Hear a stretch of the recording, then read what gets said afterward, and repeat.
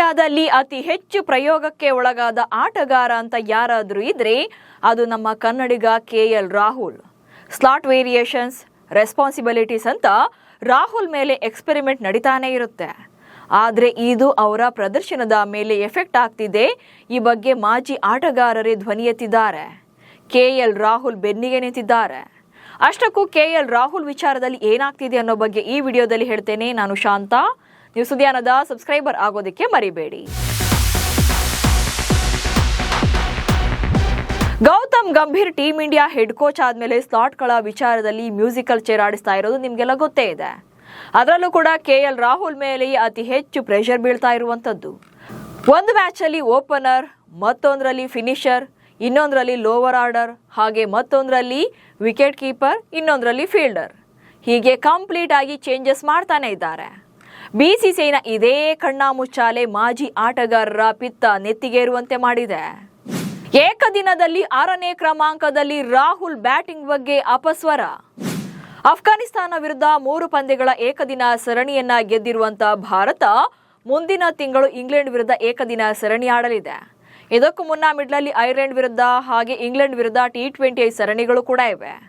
ಆದರೆ ಅಫ್ಘಾನ್ ವಿರುದ್ಧದ ಸರಣಿಯಲ್ಲಿ KL ರಾಹುಲ್ ಅವರ ಸ್ಲಾಟ್ ಬಗ್ಗೆ ಚರ್ಚೆ ಆಗ್ತಾ ಇದೆ.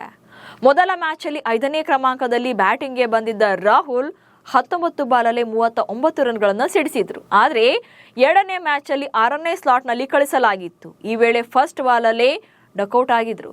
ಇದಕ್ಕೆ BCCI ಆಯ್ಕೆ ಸಮಿತಿಯೇ ನೇರ ಕಾರಣ ಅಂತ ಭಾರತ ತಂಡದ ಮಾಜಿ ನಾಯಕರಾಗಿರುವಂತ ಶ್ರೀಕಾಂತ್ ಆರೋಪ ಮಾಡಿದ್ದಾರೆ.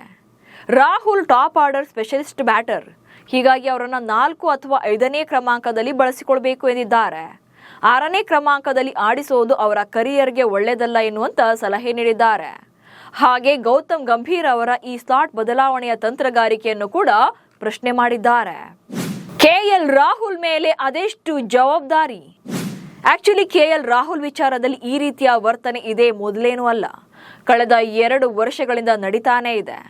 ಅಷ್ಟೇ ಯಾಕೆ, ಟೆಸ್ಟ್ ಫಾರ್ಮೆಟ್ ಅಂತ ಬಂದಾಗ ಯಶಸ್ವಿ ಜೈಸ್ವಾಲ್ ಜೊತೆ ಇನ್ನಿಂಗ್ಸ್ ಅನ್ನ ಆರಂಭ ಮಾಡುವಂತ KL ರಾಹುಲ್ ಏಕದಿನ ಅಂತ ಬಂದಾಗ ಫಿನಿಷರ್ ರೋಲ್ ಪ್ಲೇ ಮಾಡ್ತಿದ್ದಾರೆ. ಫಿನಿಷರ್ ಆಗಿ ರನ್ಸ್ ಕಲೆ ಹಾಕೋದ್ರ ಜೊತೆಗೆ ಪ್ರೆಷರ್ ಹ್ಯಾಂಡಲ್ ಮಾಡುವಂತ ಜವಾಬ್ದಾರಿ ಕೂಡ ಇರುತ್ತೆ.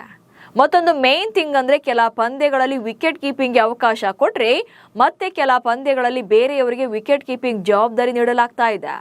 ಇದರ ನಡುವೆ ಇಶಾನ್ ಕಿಶನ್ ತಂಡಕ್ಕೆ ಜಾಯಿನ್ ಆಗಿರೋದು ಹಲವರಲ್ಲಿ ಆತಂಕ ಕೂಡ ಮೂಡಿಸಿದೆ. ಕಿಶನ್ ಆಟಕ್ಕೆ ಜೈಸ್ವಾಲ್ ಮತ್ತು ರೋಹಿತ್ಗೆ ಟೆನ್ಷನ್. ಮತ್ತೊಂದು ಕಡೆ ಇಶಾನ್ ಕಿಶನ್ ಏಕದಿನ ತಂಡಕ್ಕೆ ಕಮ್ ಬ್ಯಾಕ್ ಮಾಡಿ ಸೆಂಚುರಿ ಸಿಡಿಸಿರೋದು ಯಶಸ್ವಿ ಜೈಸ್ವಾಲ್ ಮತ್ತು ರೋಹಿತ್ ಶರ್ಮಾಗೆ ಟೆನ್ಷನ್ ತಂದಿಟ್ಟಿದೆ. ಜೈಸ್ವಾಲ್ಗೆ ತುಂಬಾ ದಿನಗಳ ನಂತರ ಅವಕಾಶವನ್ನ ಕೊಟ್ಟರೂ ಕೂಡ ಅದನ್ನ ಸರಿಯಾಗಿ ಬಳಸಿಕೊಂಡಿರಲಿಲ್ಲ. ಅತ್ತ ರೋಹಿತ್ ಶರ್ಮಾ ವಿಚಾರದಲ್ಲೂ ಕೂಡ ಸಾಕಷ್ಟು ಚರ್ಚೆ ಆಗ್ತಿರೋದ್ರಿಂದ ಎಲ್ಲರ ಒಲವು ಕೂಡ ಇಶಾನ್ ಕಿಶನ್ ಕಡೆಗೆ ಹೋಗ್ತಿದೆ.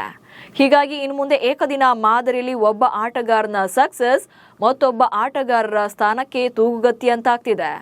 ನಿಮಗೂ ಕೂಡ KL ರಾಹುಲ್ ಅವರ ವಿಚಾರದಲ್ಲಿ ಸ್ಲಾಟ್ ಬದಲಾವಣೆ ಅಸಮಾಧಾನ ಇದೆಯಾ? ಈ ಬಗ್ಗೆ ಕಮೆಂಟ್ಸ್ ಮೂಲಕ ತಿಳಿಸಿ. ಹಾಗೆ ಸುದ್ದಿಯನ್ನು ಫಾಲೋ ಮಾಡಿ. ನಮಸ್ಕಾರ.